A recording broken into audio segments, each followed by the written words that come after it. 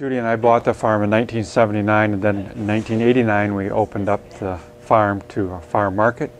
Basically, we started out with a wagon out by the road selling the produce that we grew, and it just continued to expand from there. Then we moved inside the barn here and added donuts and cider and baked goods, and it just continued to grow from there.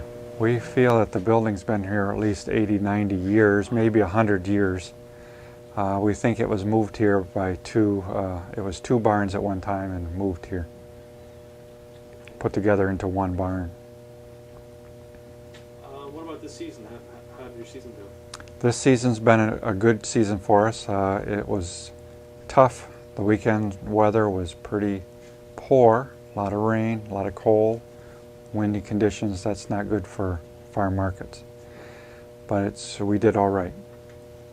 What are some of your specialty items, some of your best sellers? Our best seller is Honeycrisp apples. Our second best seller is the donuts that Judy makes. And then cider's number 3 and pumpkin's number 4. How long have you been growing? That was probably 1995. 95? Okay. Yeah, that's better. And that was a little bit before they started becoming popular. Is that Just about that time, people were taking an interest in them, and we planted them. okay. So 1995. Okay. What about some of your agritourism activities? Can you tell us some of those things? We have bus tours that Judy runs here during the week, 5 days a week, and school buses will come in with 100 kids sometimes from various schools. And then on the weekends we run educational tours through our orchard. We have a tour wagon that we'll show you later. And we also have the cow train that we run on the weekends only. Didn't run it much this year because of the bad weather, but we do that too. Then we have play area for the kids to play in straw, play in corn, and a goat ramp out here that the kids can pet the goats and feed the goats. Oh, we also have a slide, and we have other animals. What about your customers? Where did most of your customers come from? I would say right from the Kent County area mostly, but probably the greater west central Michigan area. Okay. Is it mostly drive-by customers? You're on a busy road. Most of them are drive-by customers and have been coming for quite a few years.